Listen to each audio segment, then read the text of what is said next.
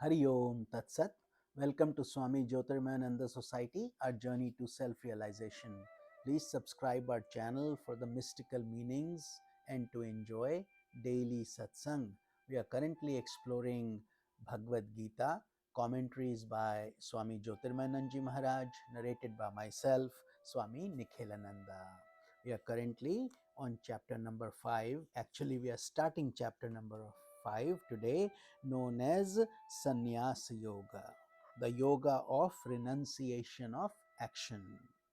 In this chapter, a profound insight into the two aspects of spiritual movement, that is, yoga and Sankhya, is given.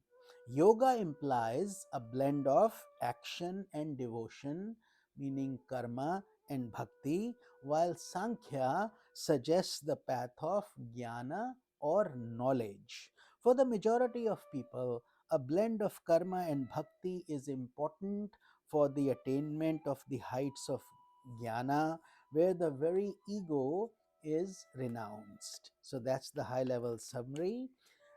Moving on to shloka number 1 of chapter 5.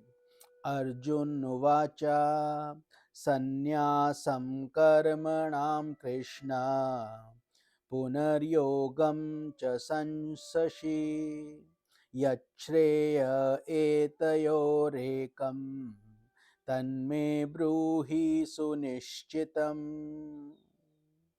Arjuna said, O Krishna, you teach renunciation of action and at the same time the yoga of the performance of action, which is karma yoga.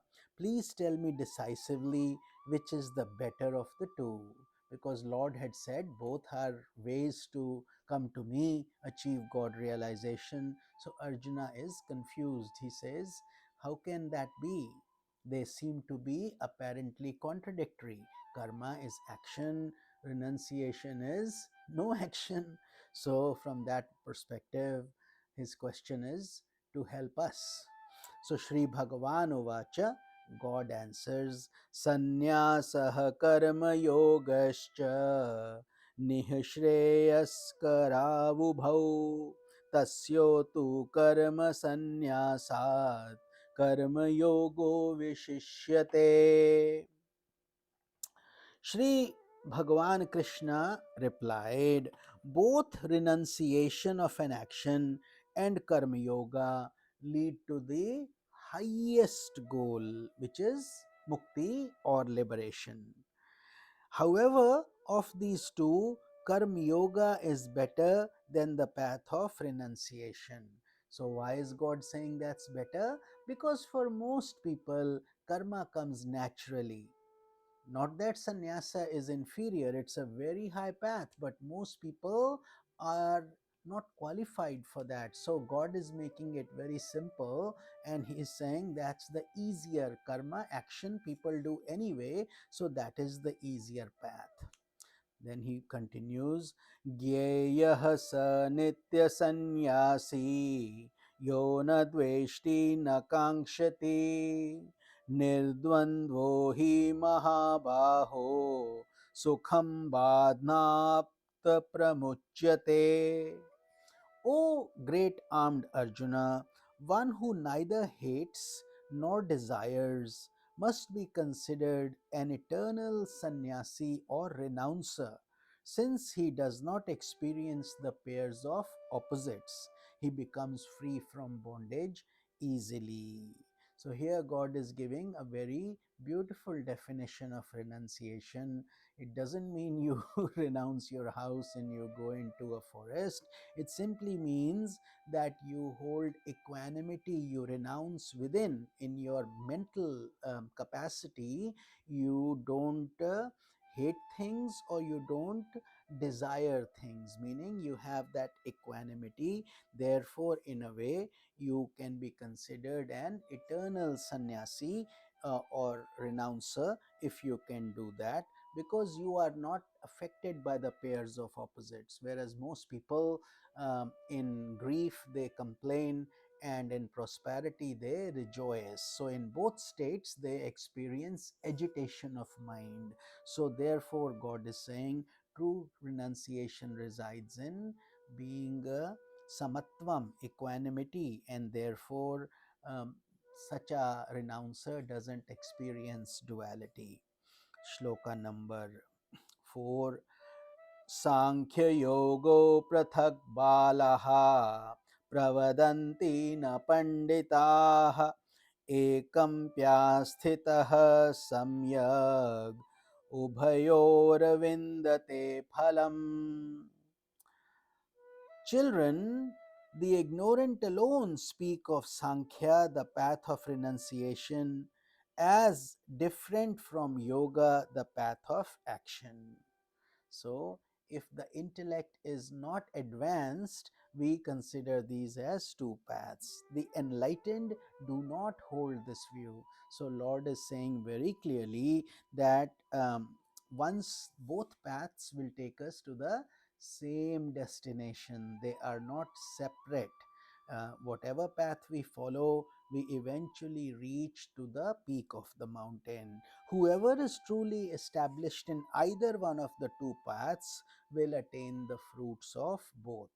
So, whether you do karma or bhakti, or you follow the jnana path, they all eventually lead to the same one God. There are no two gods, there's only one. So, we reach to Him through whatever way, provided we are doing it with faith and sincerity. Next shloka number 5.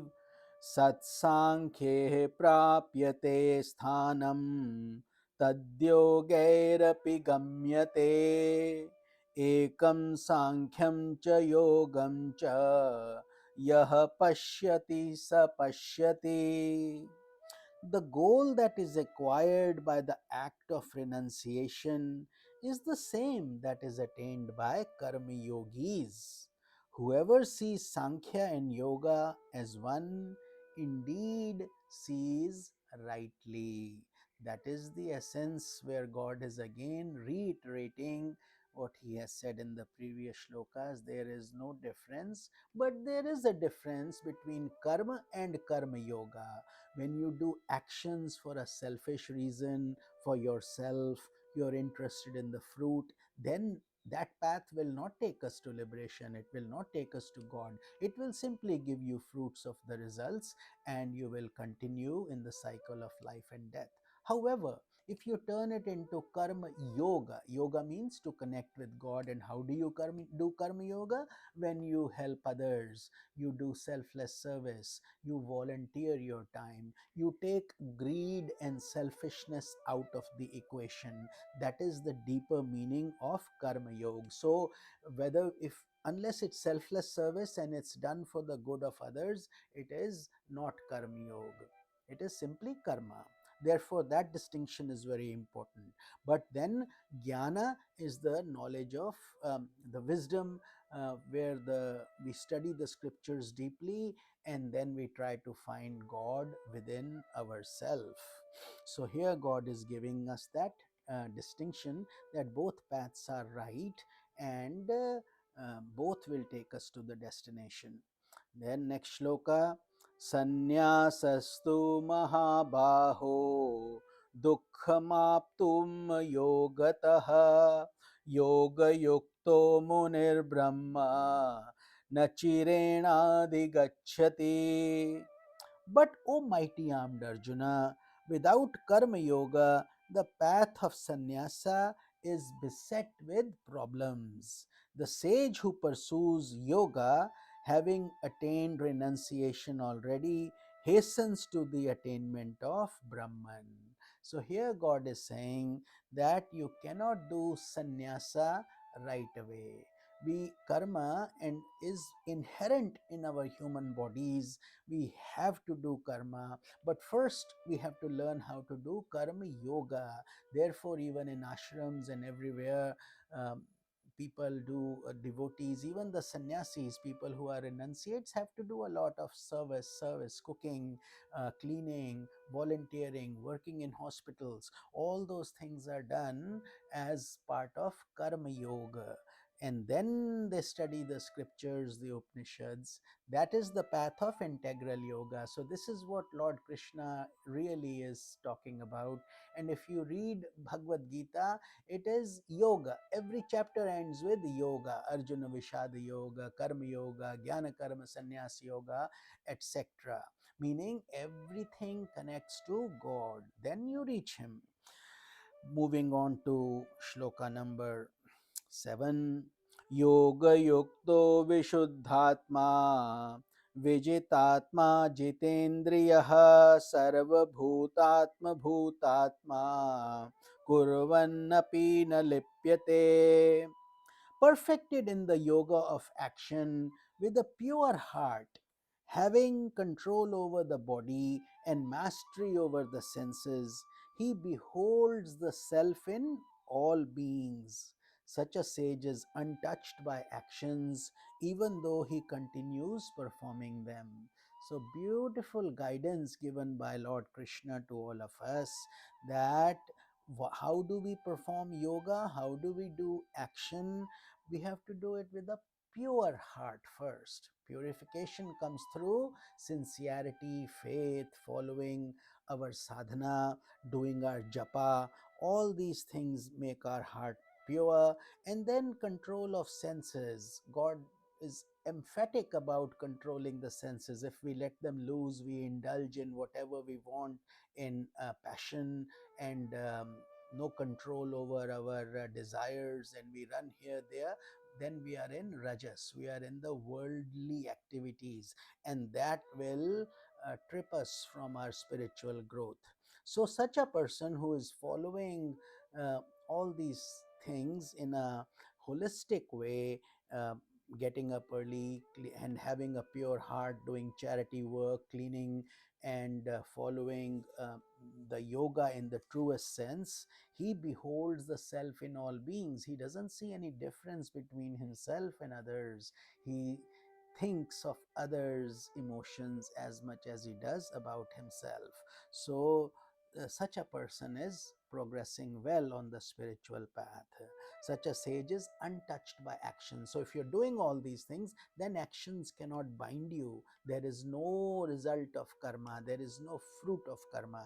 And as we know, this embodiment is the result of karma only. So when we go through the cycles of life and death, that means the prarabdha karma germinates from the sanchita karma, accumulated karmas, and the goal therefore for us in this human body is to terminate that cycle, destroy the karmas, so we don't generate any more karmas. Unless we do that properly, we will continue to um, rotate in this endless cycle.